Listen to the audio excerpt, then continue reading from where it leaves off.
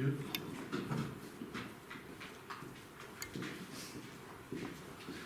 Voilà.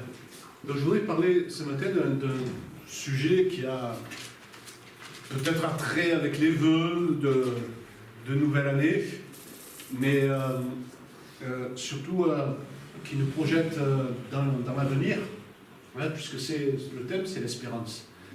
Et il y a un texte que j'aime beaucoup. Ça marche? Il y a un texte que j'aime beaucoup, c'est dans l'Épître aux Hébreux, donc. Et si tu peux passer ce texte, au chapitre 6, verset 17, c'est pourquoi Dieu vous l'a montré avec plus d'évidence aux héritiers de la promesse, l'immutabilité de sa résolution. C'est-à-dire que cette résolution ne peut pas être remise en question. Il intervient par un serment, afin que par deux choses immuables, dans lesquelles il est impossible que Dieu mente, nous trouvions un puissant encouragement. Hein, ces deux choses, c'est à la fois la personne de Dieu, le Dieu qui est fidèle, le Dieu qui ne ment pas, et puis le fait que Dieu intervienne par un serment. Hein, il est impossible que Dieu mente. Nous trouvions un puissant encouragement, nous dont le seul refuge a été de saisir l'espérance qui nous était proposée. Cette espérance, nous la possédons comme une ancre de l'âme, sûre et solide. Elle pénètre au-delà du voile, là où Jésus est entré pour nous comme précurseur, ayant été fait souverain sacrificateur pour toujours, selon l'ordre de Melchisédek. Amen. Voilà ce texte donc, hein, et il y a beaucoup de choses dans ce texte, mais je vais me concentrer sur cette notion de l'espérance. Hein. Là, l'espérance, elle est décrite comme une ancre de l'âme. Quelque chose donc qui nous stabilise, qui permet d'affronter les tempêtes de la vie, tout en ayant, au fond, quelque chose qui tient notre âme, qui nous permet des fois de nous sentir tristes, en colère, angoissés par les circonstances de la vie, mais au fond dépasser tout ça aussi, parce que nous avons une ancre, et cette ancre, elle est sûre et solide. Hein. Ce que je veux dire, c'est que souvent, on idéalise un peu la vie chrétienne en disant « jamais tu seras en colère, jamais tu seras angoissé ». C'est pas vrai. Hein, c'est pas vrai.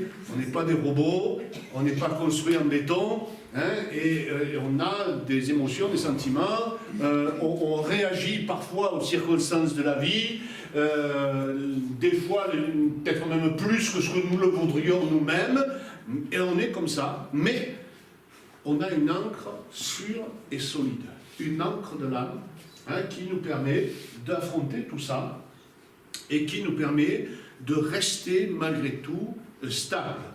De rester malgré tout stable. Alors, si tu peux passer l'autre diapo. Alors, encore une voilà. Si je prends une définition de l'espérance, ça c'est la définition du Larousse, sentiment de confiance en l'avenir qui porte à attendre avec confiance la réalisation de ce qu'on désire. Voilà. Un sentiment de confiance envers l'avenir. Ça, c'est une définition classique du français, hein, qui ne tient pas compte de la dimension, hein, de la foi. Dans la langue française, le mot « espérance » traduit toujours une éventualité, hein, quelque chose qui peut éventuellement se produire et qui n'est pas lié à de l'assurance, hein, qui n'est pas si j'espère quelque chose, bah, peut-être que ça va arriver, peut-être que ça ne va pas arriver. Hein. Par contre, l'espérance chrétienne, elle est sûre et solide. Hein, elle est sûre et solide. Vous savez, il y a cette phrase aussi qui dit que l'espoir fait vivre. Hein, voilà. Quand on dit ça, en général, c'est parce qu'on est en face d'une personne qui a des attentes complètement irréalistes. On dit oui, l'espoir fait vivre. Hein, mais l'espoir fait vivre. Et ça, c'est une réalité, parce que si j'ai plus d'espoir, si j'ai plus d'espérance, je crois que c'est que je suis au fond du trou, j'allais dire dans une dépression profonde, mais même là, des fois, l'espérance est encore là. Soit que je suis mort, hein, là, il n'y a plus d'espérance, il n'y a plus rien. Hein, et vous savez que le contraire de l'espérance, le désespoir, ça peut tuer. Hein, ça peut tuer, ça peut conduire une personne dans des extrêmes, hein, des attitudes extrêmes. L'espoir fait vivre, hein, c'est une réalité, hein, et en tout cas, on a tous besoin d'espérer un minimum. Mais dans la foi chrétienne, il y a une espérance sûre et solide. Amen. Une espérance qui est profonde. Et cette espérance, si tu peux passer au-dessus de la peau, l'espérance, on dit que c'est une des 3 vertus chrétiennes. Les 2 autres, c'est la foi et l'amour. Et il y a plusieurs textes où vous trouvez donc ces 3 vertus associées ensemble. 1 Corinthiens 13, 13. Maintenant donc ces 3 choses demeurent, la foi, l'espérance et l'amour, la charité. Mais la plus grande de ces choses, c'est la charité, parce que la charité va dépasser le cadre de cette vie, elle reste éternellement, et puis la charité, c'est dans la nature de Dieu. La foi, c'est pour un temps, l'espérance, c'est pour un temps aussi, mais la charité dure éternellement. Dans 1 Thessaloniciens 3, on trouve encore ces 3 vertus. On dit dans la théologie que c'est des vertus théologales, dans le sens où elles sont centrées sur Dieu. La foi est centrée sur Dieu, la charité, l'amour est centré sur Dieu, parce que nous recevons de Dieu l'amour que nous donnons, hein, et puis l'espérance, elle est aussi centrée sur Dieu. 1 Thessaloniciens dit, c'est Paul qui parle aux Thessaloniciens, et il dit, nous rappelons sans cesse l'œuvre de votre foi, le travail de votre charité, et la fermeté de votre espérance en notre Seigneur Jésus-Christ, devant Dieu, notre Père.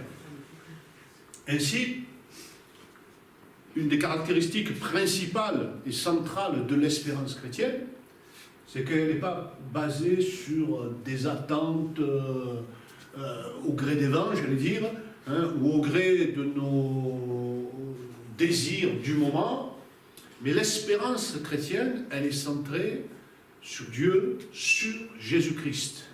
Hein, sur Jésus-Christ. C'est ce qui fait que cette espérance, elle est sûre et solide. Elle est sûre et solide, et l'apôtre Pierre dira ceci à propos de l'espérance, si tu peux passer l'autre diapo. Voilà. Alors Pierre, il est en bas.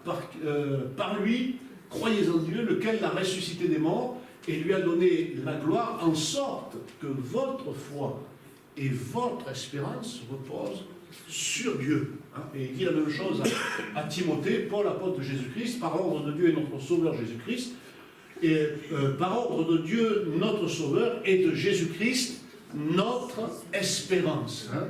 Notre espérance, elle est centrée sur la personne de Dieu, de Christ. Ça veut dire aussi que nous attendons son retour. Amen. Nous attendons Amen. tout ce qui est lié en fait à Jésus-Christ et à Dieu. Nous attendons son retour. Nous attendons la résurrection de nos corps. Nous attendons notre réunion avec lui. Nous attendons son règne de justice et de paix sur cette terre. Nous attendons qu'il essuie toute larme de nos yeux. Nous attendons notre transformation à son image. Hein, et notre espérance, elle est centrée sur Dieu, sur Jésus-Christ. Hein, ce n'est pas des choses futiles, ce n'est pas des idées, des rêves, des espoirs passagers ou sans fondement. Notre espérance, elle est certaine parce qu'elle repose sur Dieu lui-même, qui est l'alpha et l'oméga. Paul peut, par exemple, exhorter dans l'épître à Timothée, et il va exhorter les riches à ne pas mettre leur espérance dans des richesses incertaines. Hein? voilà, si Dieu nous a donné des moyens, tout ça, rendez grâce à Dieu, mais notre espérance, elle n'est pas là. Parce que vous risquez d'être sacrément déçu.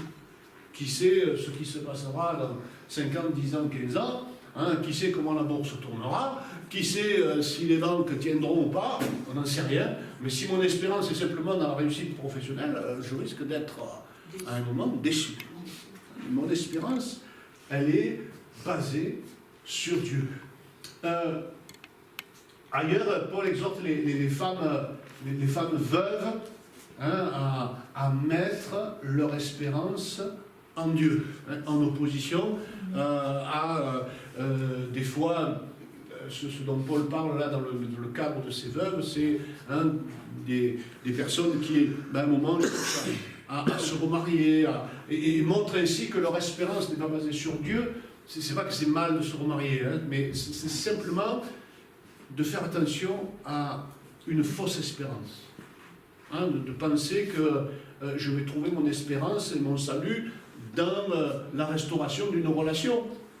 Je suis désolé, voilà, je vous dis, je ne parle pas contre le remariage ou quoi que ce soit, mais je dis que notre espérance, elle n'est pas là. Si notre espérance, elle est simplement dans le fait de retrouver une relation, ben non. Non, parce que là aussi, vous pouvez être déçu, là aussi, vous pouvez tomber des nues, comme on dit, hein, et faire face peut-être au désespoir à ce moment-là, parce que ben, notre espérance a été déçue. Nos rêves sont partis en éclats, et c'est pour ça que Paul dit, hein, qui exhorte donc ces femmes à prier et à mettre leur espérance en Dieu, et non pas hein, dans la sécurité relative qu'un homme pourrait éventuellement ajouter à leur situation. En plus, on parle d'une période où il n'y a pas de sécurité sociale, il n'y a pas d'allocation familiale, il n'y a pas de tout ça, quoi. C'était la situation d'une veuve était très précaire, une femme seule était très très précaire, et pourtant Paul les exhorte à mettre leur espérance en Dieu. Si tu peux passer le verset suivant. La question de l'espérance, elle est importante. Dans l'épître aux Éphésiens, Paul commence son épître en quelque sorte en faisant cette prière qu'il illumine les yeux de votre cœur pour que vous sachiez quelle est l'espérance qui s'attache à son appel. Hein? Paul, dans un sentiment d'urgence, il désire et il veut que les Éphésiens, et au-delà même de tous les croyants, qu'ils soient au clair sur l'espérance qui s'attache à l'appel de Dieu. Et dans l'épître aux Romains, j'aime beaucoup ce verset aussi, c'est un verset qui m'a frappé un jour, hein, que le Dieu de l'espérance, c'est pas simplement le Dieu de l'amour, le Dieu de la miséricorde, c'est aussi le Dieu de l'espérance, vous remplisse de toute joie et de toute paix dans la foi pour que vous abondiez en espérance par la puissance du Saint-Esprit. Là aussi, c'est une prière que Paul fait. Hein, et de manière pressante, il intercède de cette manière-là. La question que je me suis posée, mais pourquoi ? Pourquoi est-ce que c'est si important pour l'apôtre Paul que les croyants soient à la fois remplis d'espérance et en même temps qu'ils aient cette claire vision de l'espérance qui s'attache à l'appel de Dieu. Paul ne traite pas ce sujet comme rien du tout, comme une fioriture à la vie chrétienne. Il dit que là, il y a un point qui est important pour la vie chrétienne. Alors je sais, nous on parle de sainteté, on va parler d'éthique chrétienne, il ne faut pas dire de gros mots, il faut se tenir bien, il faut avoir une tenue correcte. Paul nous parle d'espérance. D'espérance. Et je vous ai dit, c'est une des 3 vertus fondamentales de la vie chrétienne. Que les croyants soient pleins d'espérance. Qu'ils abondent en espérance. Le terme est fort. Ce n'est pas simplement espérer, mais c'est abonder en espérance. Abonder en espérance. Paul, il est vraiment soucieux que tous ces croyants soient nourris dans leur espérance. Et donc, ce sujet est important. Je ne sais pas si vous êtes déjà posé la question, allez, où est-ce qu'on en est mon espérance là, hein? Est-ce que je l'ai au fond des chaussures, hein? Ou est-ce que, oui, ça me porte, voilà, ça me porte, hein? Est-ce que, je ne sais pas, voilà, je vous disais, un rapport plus ou moins avec les vœux, c'est toujours dans cette période de l'année, on est là à espérer et à souhaiter le meilleur pour l'année. Vous savez aussi que les bonnes résolutions qu'on prend, encore 15 jours là, puis c'est terminé. Mais voilà, que nos croyants, et pas simplement du 1er au 15 janvier, mais tout au long de l'année, nous puissions abonder en espérance. Et que cette espérance, nous la nourrissions, nous l'entretienions, et que par la puissance du Saint-Esprit, elle puisse grandir et croître en nous. Si tu peux passer l'autre verset, parce que l'espérance, en fait, elle nous ramène à la fin, aux choses de la fin. Bien-aimés, nous sommes maintenant enfants de Dieu. Ce que nous serons n'a pas encore été manifesté, mais nous savons que lorsque cela sera manifesté, nous serons semblables à lui, parce que nous le verrons tel qu'il est. Quiconque a cette espérance en lui se purifie comme lui-même est pur. Avoir cette espérance, oui, je sais que mon Dieu est vainqueur, je sais que ce monde qui va mal, un jour il ira bien, parce que mon espérance, elle est dans la venue du royaume de Dieu, dans la manifestation du royaume de Dieu, dans la venue en gloire de Jésus-Christ, dans son apparition, dans sa force, dans sa gloire, dans sa puissance. Et là, il vient pour régner en roi. Un vrai roi sur cette terre, et que c'est un royaume de justice, de paix, un royaume où chacun va trouver sa place, un royaume où toute larme sera essuyée. Et ça, waouh, la dernière phrase de l'Apocalypse, c'est « Viens, Seigneur, viens. Amen, Seigneur, viens. » Et ça, vous savez, c'est lié à notre espérance. C'est lié à notre espérance. Et cette espérance, donc, elle est centrée sur Dieu et elle nous renvoie à cette pleine révélation du Père, du Fils, du Saint-Esprit, pleine révélation de Christ et de son retour en gloire. Et l'espérance, c'est donc l'espérance de la gloire de Dieu. Si tu peux passer Tite 2,13, attendant la bienheureuse espérance et la manifestation de la gloire du grand Dieu et de notre Sauveur Jésus-Christ. L'espérance de la gloire. J'aime cette expression. Espérance de la gloire. Mais si Paul insiste sur cette espérance, si quelque part il nous projette dans un avenir glorieux, il nous projette vers des choses glorieuses. Quand on a lu le texte de l'Épître aux Hébreux, il est dit que cette espérance, nous la possédons comme une encre de l'âme, elle pénètre au-delà du voile, en nous renvoyant vers la fin, vers la résurrection, vers la manifestation. Elle va au-delà des choses visibles. Et on se nourrit de ces choses-là parce que, et c'est là où Paul, il calcule que cette espérance, elle change les choses, non pas dans l'avenir, mais elle change les choses là, maintenant. Elle change les choses aujourd'hui. Si nous avons une bonne espérance, une espérance certaine, une espérance sûre et solide comme encre de l'âme, mais aujourd'hui, c'est un gage de persévérance. L'espérance, c'est une vertu qui nous donne du courage dans nos difficultés, dans nos épreuves, Rappelez-vous la parole de Jérémie. Voici ce qui me donnera de l'espérance. C'est que les bontés de l'Éternel ne sont pas terminées, que ses compassions ne sont pas à leur terme, elles se renouvellent chaque matin. Jérémie, il est dans une drôle de situation. Jérusalem détruite, invasion assyrienne, massacre de partout, la guerre de partout, déportation, esclavage. Vraiment, c'est pas très glorieux. Et là, il va se jeter à terre. Et dans cette situation la plus ténébreuse qui soit, il dit, voici ce qui me donnera de l'espérance. C'est fort.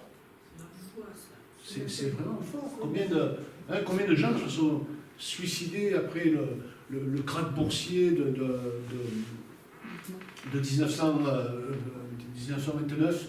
Il y a plein de gens qui se sont suicidés parce que toute leur espérance, elle était là, dans leurs actions en bourse. Donc, voilà combien de gens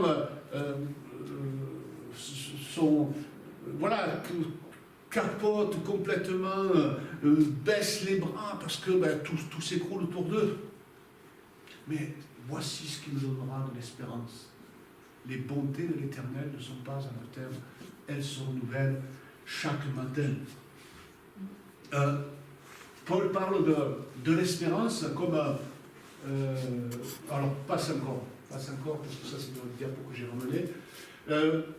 1 Thessaloniciens, nous qui sommes du jour, soyons sobres, ayant revêtu la cuirasse de la foi, de la charité, et ayant pour casque l'espérance du salut. Vous voyez, encore une fois, ce triptyque, la foi, la charité, l'espérance, la foi et la charité.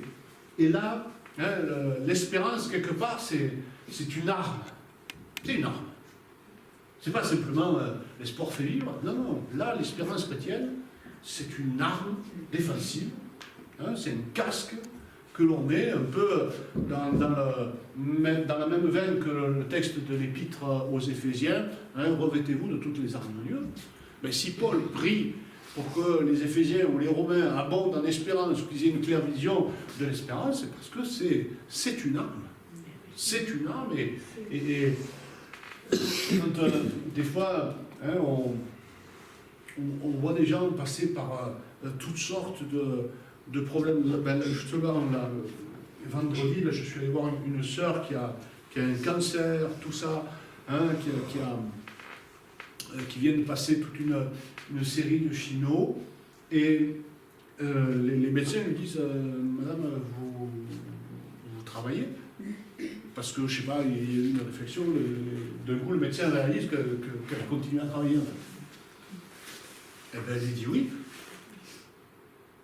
Et là, toute l'équipe est restée un peu interloquée parce que normalement, la chimio qu'elle a subie, ça aurait dû la mettre par terre, et qu'ils pensaient que ça faisait longtemps qu'elle avait arrêté de travailler, mais elle a dit non, je continue à travailler, quoi. Et du coup, ils ont posé un peu plus des questions, savoir d'où lui venait cette force. Elle a dit, mais moi j'ai la foi en Dieu, quoi. J'ai la foi. Elle a rendu son témoignage, et les gens lui ont dit, mais continuez, parce que, voilà, ils étaient devant quelque chose qui est quand même, c'est pas grand-chose, c'est pas une guérison miraculeuse, mais c'est quand même quelque chose d'exceptionnel, parce que dans leur esprit, à eux, ça faisait longtemps qu'elle avait arrêté de travailler, depuis la première séance de chimio, elle aurait dû arrêter, mais non, elle a dit, non, moi je continue. Donc, voilà. Une force que nous donne l'espérance. Une force de voir la gloire de Dieu, une force qui est là, le casque de l'espérance du salut. C'est une arme. C'est une... je ne sais pas si j'ai mis un Timothée 4.10 aussi. Non, je ne l'ai pas mis. 1 Timothée 4.10 nous dit ceci, nous travaillons et nous combattons parce que nous mettons notre espérance dans le Dieu vivant. Au mois de novembre, j'ai eu la chance d'aller à Bristol et je suis allé rencontrer une communauté là-bas. Et c'est une communauté qui travaille dans vraiment les quartiers les plus sombres là, de Bristol. Ils ont divers magasins, ils font la soupe, tout ça. Ok. Et puis il me donne l'adresse, il dit tiens, voilà, ben, tu viens nous voir tout à l'heure là, parce que là ils étaient un peu, hein, voilà, je te donne l'adresse. Et on arrive dans un quartier. D'un coup, je sais pas, c'était pas très loin, c'était peut-être 500-600 mètres, mais d'un coup, le quartier est tout changé, il y a des jaguars partout, hein, il y a des super bagnoles garées. Je dis non, c'est pas là, ça va être, c'est pas la bonne adresse, tout ça. Je dis c'est pas possible, quoi. Et puis, il dit bon, allez, on y est, on va voir l'adresse qu'il nous a dit. Et en fait, c'était là. Voilà, c'était là. Alors, voilà, on a discuté, tout ça, et puis moi, j'ai quand même posé la question, parce que ça me turlupinait cette affaire. Il dit mais qu'est-ce que vous faites dans ce quartier? Comment ça se fait que vous êtes dans un quartier super chic? Il m'a dit mais ça, en fait, c'est la maison de Georges Muller. Georges Muller, vous connaissez Georges Muller, hein, c'est un gars qui a monté des orphelinats. Et je ne savais pas qu'il était de Bristol. Et ils nous disent mais ça, c'est la maison de Georges Muller. Hein, c'est un gars qui a eu jusqu'à 120 000 gamins dans cette ville de Bristol. C'était la période de la révolution industrielle, donc les parents qui travaillaient 7 jours sur 7, presque 24 heures sur 24, et les gamins dans les rues, abandonnés, tout ça. Et c'est un gars qui a eu jusqu'à 120 000 gamins. C'est une institution dans la ville de Bristol. Ah, il y a des rues Georges Muller, il y a un hôpital Georges Muller, il y a encore un orphelinat Georges Muller, il y a Georges Muller partout, il y a une statue là en plein centre-ville, tout ça. C'est vraiment une institution. Et ce gars, il a travaillé toute sa vie sans soutien financier, toujours dans la prière. Waouh, Georges Muller, c'est une référence dans la prière, dans l'intercession. C'est quelqu'un qui avait une foi formidable. Et nous travaillons, nous combattons parce que nous mettons notre espérance dans le Dieu vivant qui est le sauveur de tous les hommes, surtout des croyants. Et donc l'espérance, c'est non seulement une force dans l'épreuve, une force dans le service, mais aussi une espérance. Une espérance dans la sainteté. Si tu peux repasser donc ce verset, je vous l'ai déjà mis, mais il y a quelque chose à la fin qui est important. Bien-aimés, nous sommes maintenant enfants de Dieu. Ce que nous serons n'a pas encore été manifesté, mais nous savons que lorsque cela sera manifesté, nous serons semblables à lui, parce que nous le verrons tel qu'il est. Ok. Je serai rendu parfaitement saint le jour où Jésus reviendra. Mais quiconque a cette espérance en lui, ben, il ne reste pas les bras croisés en disant bon, ok, c'est bon, le jour où il reviendra, paf, paf, paf, je serai rendu saint. Quiconque a cette espérance en lui se purifie comme lui-même est pur.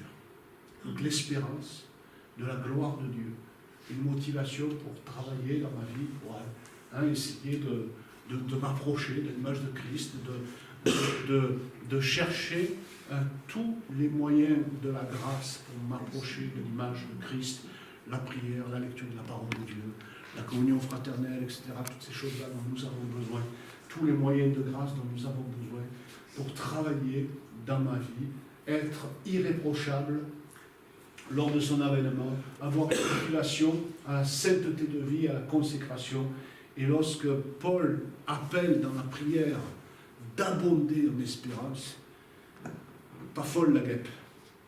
Il sait que c'est pas simplement, j'allais dire, pour nous rendre enthousiastes, tout ça, pour qu'on soit joyeux, ça en fait partie. Mais il y a aussi ce fait que, oui, c'est une force, c'est une stabilité, c'est quelque chose qui nous aide dans le service. Nous mettons notre espérance dans le Dieu vivant, et puis ça nous motive dans la sainteté. Et je voudrais conclure avec quelque chose, c'est la déception aussi. Dans l'Épître aux Romains, il dit c'est en espérance que nous sommes sauvés. Or, l'espérance qu'on voit n'est plus une espérance. Ce qu'on voit, peut-on l'espérer encore, mais si nous espérons ce que nous ne voyons pas, nous l'attendons avec persévérance. L'espérance, c'est le signe aussi de notre finitude. Je ne suis pas complet. il me manque toujours quelque chose. Je suis toujours... la condition humaine, c'est une condition de manque. Et j'ai besoin de ce manque pour rester humain aussi. Voilà, j'ai besoin de savoir que je ne suis pas parfait. Et je peux, parce que je ne suis pas parfait, je peux accepter aussi l'imperfection des autres. Enfin, en théorie, ça devrait être ça. Dans la pratique, ça n'est pas toujours. Mais voilà, je ne suis pas parfait. Et je sais qu'on est tous en marche. Je sais qu'il y a des choses que j'espère que je verrai s'accomplir, et puis des choses que j'espère qui resteront simplement des espérances. Il y a ce verset de l'Épître aux Hébreux qui nous dit que ces choses qu'ils espéraient, ils les ont vues et saluées de loin. Ils les ont vues et saluées de loin simplement. Elles ne se sont pas accomplies dans leur vie. Abraham, il reçoit la promesse d'une descendance et d'un pays. Le pays, il en a fait le tour, mais il ne l'a jamais vu. Il a vu la promesse de la descendance, mais là aussi, elle n'était pas complète, parce que il a dit, Dieu lui a dit, je multiplierai ta descendance comme le sable de la mer ou les étoiles du ciel. Il y avait un gamin, et encore, il a failli le perdre. Donc il y a cette part de l'humanité qui fait que, voilà, il y a des espérances qu'on verra s'accomplir, il y en a d'autres, elles resteront des espérances.